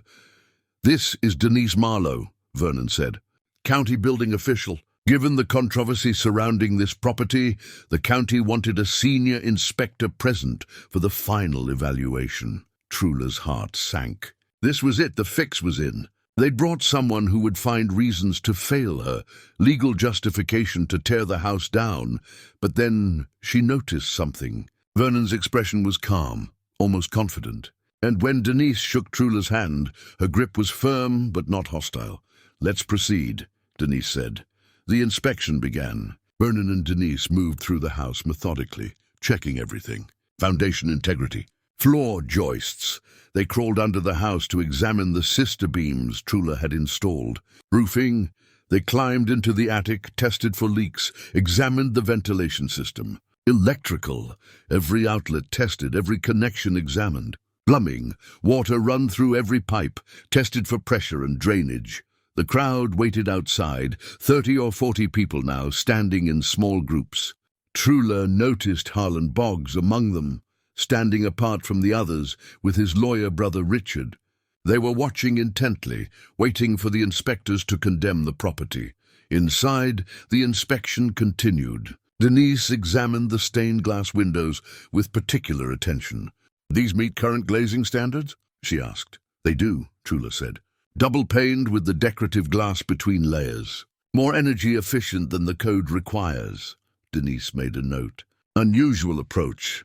Unconventional," Vernon added, "but effective. And beautiful. They spent special time on the salvaged materials, the barn wood paneling, the tin roof, the reclaimed lumber in the floor joists." Denise asked detailed questions about sourcing, treatment, structural integrity. Trula had answers for everything, documentation for every piece. "You've kept remarkable records," Denise said, reviewing the folders. "Most contractors don't document this thoroughly." "I'm not most contractors," Trula replied. After 2 hours, the inspectors finished the interior and moved outside. They examined the porch structure, tested the railings, checked the foundation stones. They reviewed the electrical service entrance, the plumbing vent stack, the chimney repair. Then they walked the entire property, examining drainage, grading, the stone walkway. They took photographs. They made notes. They conferred quietly with each other while the crowd watched and waited. Finally, they returned to where Trula stood on the porch. Nanny was beside her in a wheelchair. Paulette had brought her out to watch. Opal and Faye flanked them on either side. Behind them, pressed against the front of the house, stood all the supporters who'd come to witness. Vernon and Denise stood in the yard. The crowd grew quiet. Trula could hear her own heartbeat, could feel Nanny's hand gripping hers. Vernon looked at his clipboard, then at the house, then at Trula. "In 23 years as a county building inspector," he said loudly enough for everyone to hear, "I have never seen anything quite like this." Trula braced herself. This structure was condemned 90 days ago as unsafe and beyond repair. The standard recommendation would have been immediate demolition. He paused. Miss Haskett had other ideas. The crowd was absolutely silent. "What she's accomplished here is extraordinary. She's exceeded code requirements in electrical, plumbing, and structural integrity. The foundation is solid. The roof installation is exceptional. The salvaged materials have been incorporated in a way that maintains structural soundness while creating something genuinely unique." Vernon looked at Denise. She stepped forward. "I've reviewed all documentation, examined every aspect of this property, and consulted with my colleague," Denise said. Her voice was professional, giving nothing away. "And I am prepared to make my determination." Harlan Boggs moved forward slightly, anticipation on his face. Richard had his phone out, ready to call someone, probably his lawyers. Trula squeezed Nanny's hand tighter. This was it. Everything came down to this moment. 90 days of backbreaking work, of fighting skepticism and hostility, of proving herself over and over again. All of it balanced on what this woman was about to say. Denise looked directly at Trula. "This property meets all current building codes and safety requirements. The condemnation is hereby lifted." For a moment no one reacted. The words seemed to hang in the air, taking time to penetrate. Then someone in the crowd let out a whoop. Others joined in. People started clapping, cheering, embracing each other. Trula stood frozen, hardly believing it. Beside her, Nanny started crying. Paulette was hugging them both. Opal had her hand over her mouth, tears streaming down her face. Vernon came up on the porch and offered his hand. "You did it, Miss Haskett. Against considerable odds, you did it." Trula shook his hand, still not quite able to process what had happened. "Thank you. Don't thank me. Thank yourself. And your grandmother." He looked at the house. She'd be proud. The crowd surged forward, people wanting to congratulate Trula, to see the house, to be part of the moment. But Trula's eyes went to Harlan and Richard, standing by their truck. Harlan's face was red with rage. Richard was already on his phone, probably calling his lawyers to escalate the defamation lawsuit. The property was saved, but Harlan wasn't finished. He pushed through the celebrating crowd, his lawyer brother following, both men's faces set with anger. "This is not over," Harlan shouted. "That journal is still a lie. Those plaques are still defamation. We will take you down in court, and we'll take this house then." But before Trula could respond, something unexpected happened. An elderly woman stepped forward from the crowd, Louise Hensley, whose grandmother had lost her farm in 1945. "My family's attorney has filed a motion to intervene in your lawsuit," she said calmly to Richard. "We're asserting that the historical evidence supports Miss Haskett's claims. We're also filing our own suit for recovery of fraudulently seized properties." Richard's eyes narrowed. "You can't prove anything after 70 years. "Actually, we can." Another person stepped forward, a man in his 40s carrying a briefcase. "I'm James Keller, attorney for the Coalition of Defrauded Families. We represent 43 families who lost property in the schemes documented by Miss Haskett's grandmother. We have Coleman Hayes's original evidence, county records that corroborate the fraud, and sworn statements from multiple witnesses. Your grandfather's crimes are well documented. My grandfather is dead." "You can't prosecute a dead man." "No," James agreed.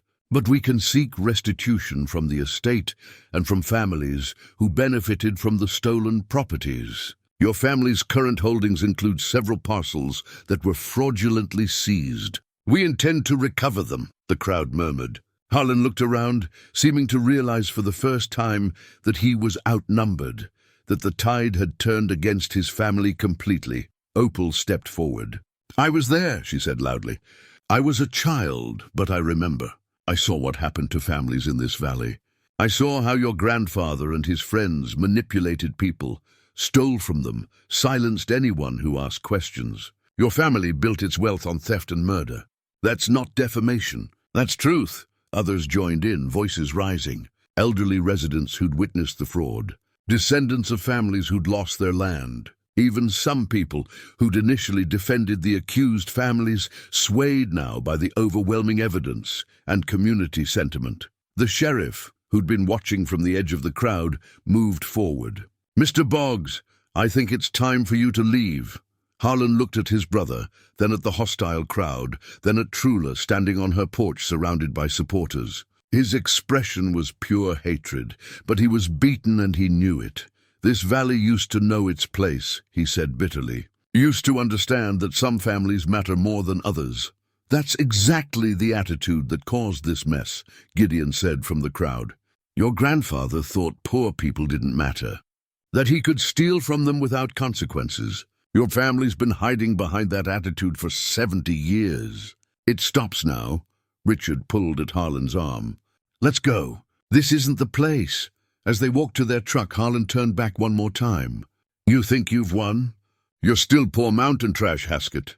That house doesn't change what you are." Trula descended the porch steps. The crowd parted for her. She walked until she was face to face with Harlan, and when she spoke, her voice was clear and strong. "You're right. I'm mountain people. I am poor people. So was my grandmother, and her mother before her. We're the people your family tried to erase, tried to pretend didn't matter." She gestured at the house behind her. "But we did matter. We do matter, and this house proves it. Every board, every nail, every piece of glass says that we were here, we survived, and we built something beautiful, despite people like you." She stepped closer. "You can call me trash all you want. You can sue me, threaten me, try to tear me down.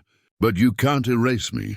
You can't erase us." "Not anymore," the crowd erupted in applause. Harlan and Richard got in their truck and drove away without another word, leaving a cloud of dust in their wake. As the dust settled, Maggie Lowell, the journalist, stepped forward with her photographer. "That was remarkable," she said. "May we have a few minutes? The National magazine wants a feature story." Trula nodded. "But first," she turned to the crowd. "Thank you," she said simply. "All of you. For coming, for supporting, for remembering. This house isn't just mine. It belongs to everyone whose name is on those memorial plaques. Everyone whose story was almost lost. It's a promise that we won't forget them." The photographer arranged people on and around the porch, Trula and Nanny in the center, Opal and Paulette on either side, Gideon and Faye and Louise and the others gathered close. The house rose behind them, solid and beautiful, the stained glass windows glowing in the late morning sun. "Everyone look at me," the photographer said. "This is history." The shutter clicked. And in that moment, captured forever on film, was proof of everything Trula had fought for. Not just a house saved from demolition, but dignity restored, truth honored, memory preserved. As people began to disperse, Vernon Tuttle handed Trula the official certificate. "Keep this somewhere safe," he said. "You earned it." Trula looked at the document, formal, official, declaring that the property at 487 Ridge Road met all county building codes and safety requirements. The condemnation was permanently lifted. She carried it inside and placed it on the mantel, right beside her grandmother's recipe box. Two artifacts of survival, bookends to a story that had almost been lost. Paulette appeared beside her. "We did it," she said, voice full of wonder. "We actually did it." "We did," Trula agreed.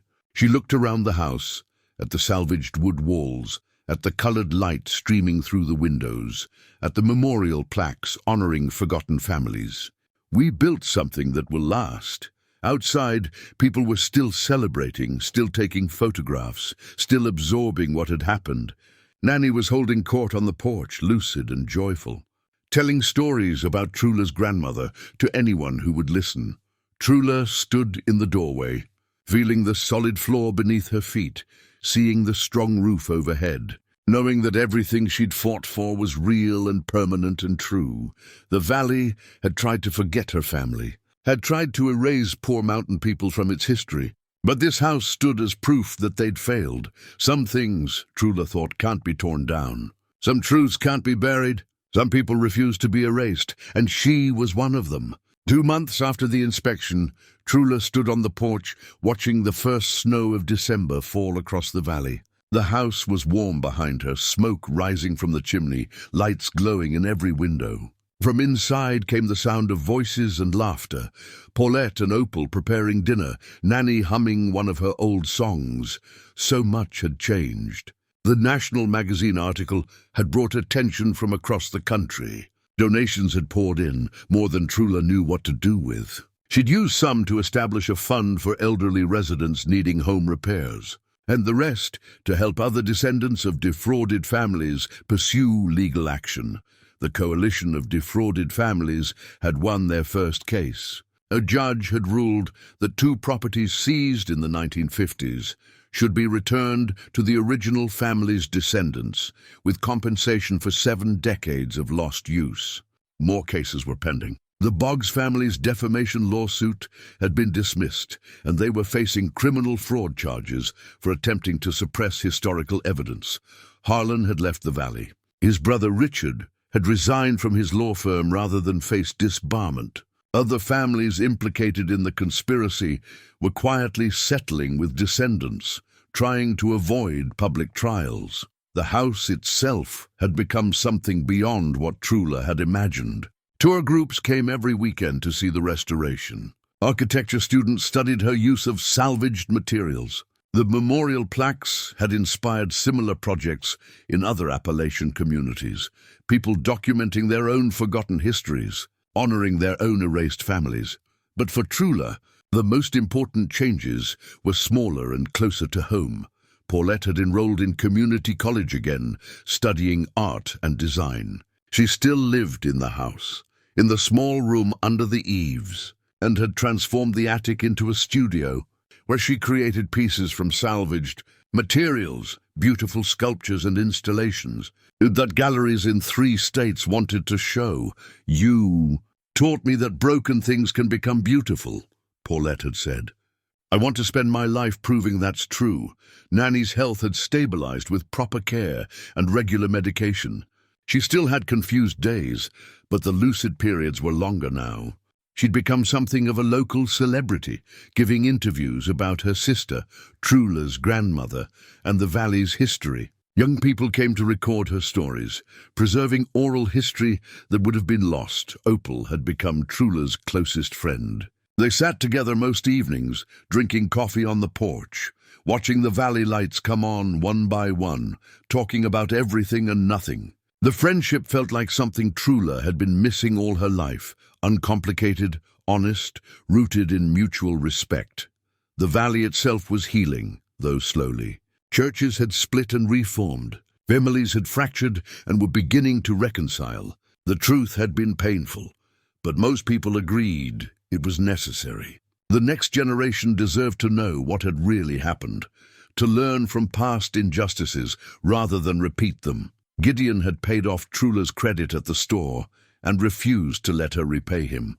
"Your grandmother once gave my mother credit when we didn't have food," he said. "She told my mother we take care of each other. I'm just following her example." The house had been officially renamed. A ceremony in October had dedicated it as the Haskett Heritage House, with plaques by the door identifying it as a historical site and community center. Every Thursday evening, women from the valley gathered there for a quilting circle, using squares that had been sent anonymously during the restoration, creating a communal quilt that told the story of the house's transformation. Trula had found her grandmother's rocker in the attic where she'd stored it during the renovation. She'd refinished it carefully, restoring the wood to its original beauty. Now it sat on the completed porch, solid and beautiful, where her grandmother used to sit watching the valley. As the snow fell heavier, Trula settled into that rocker, wrapped in a quilt made from the donated squares. She thought about the journey, arriving with nothing but a rucksack and memories, finding a house falling down, being told she couldn't save it. All the labor, the doubt, the hostility. The moment when she'd found her grandmother's journals and realized the story was bigger than she'd known. She thought about her grandmother, sitting in this same spot 70 years ago, watching the valley, carrying the weight of truth she couldn't safely tell. How she'd documented everything, preserved evidence, hidden it carefully, hoping someday someone would care enough to look. "Thank you," Trula whispered to the memory, "for not giving up, for leaving a trail for me to follow." The door opened behind her. Paulette came out carrying 2 mugs of hot cider. She handed one to Trula and sat on the porch steps, looking out at the snow. "It's beautiful," Paulette said. "It is. I was thinking about everything that happened, about how close we came to losing this place." She turned to look at Trula. "What made you think you could do it? When everyone said it was impossible." Trula thought about that. "I didn't think I could do it. Not at first. But my grandmother did impossible things, and I figured if she could do it with even less than I had, maybe I could too." "You did more than save a house," Paulette said quietly. "You saved all those families' stories. You gave them back their dignity. I just told the truth. The truth was always there, waiting to be told." They sat in comfortable silence, watching the snow transform the valley into something pristine and new. Inside, Trula could hear Nanny and Opal singing together an old hymn, their voices cracked with age but still carrying the melody. This was what home felt like, Trula realized. Not perfection, not ease, but something solid and true. A place where you belonged, where your history mattered, where you could build something that would outlast you. The house stood behind her, every board and nail a testament to what was possible when people refused to be erased. when they fought for truth, for justice, for memory, when they took what was broken and made it beautiful. Trula rocked slowly in her grandmother's chair, feeling the solid porch beneath her, seeing the lights in the valley below. Each light was a home, a family, a story. Some of those stories were easy, some were hard, but all of them mattered. All of them deserved to be remembered. The snow fell steadily, coating everything in white. But the house stood warm and bright against the darkness, windows glowing, smoke rising from the chimney, a beacon on the ridge visible for miles, proof that some things endure, that poor mountain women can build empires of truth and beauty with nothing but determination and salvaged materials and the stubborn refusal to quit. Trula finished her cider and stood. Time to go inside, to help with dinner, to sit by the fire with her chosen family, and be grateful for what they'd built together. But first, she placed her hand on the doorframe, solid wood, carefully joined, built to last, and spoke one more time to her grandmother's memory. "We mattered," she said, "then and now. They couldn't erase us, and they never will." Inside, warmth and laughter waited. Outside, the valley stretched away into the snowy darkness. And on the ridge, the Haskett Heritage House stood solid and strong, telling its story to anyone who would listen.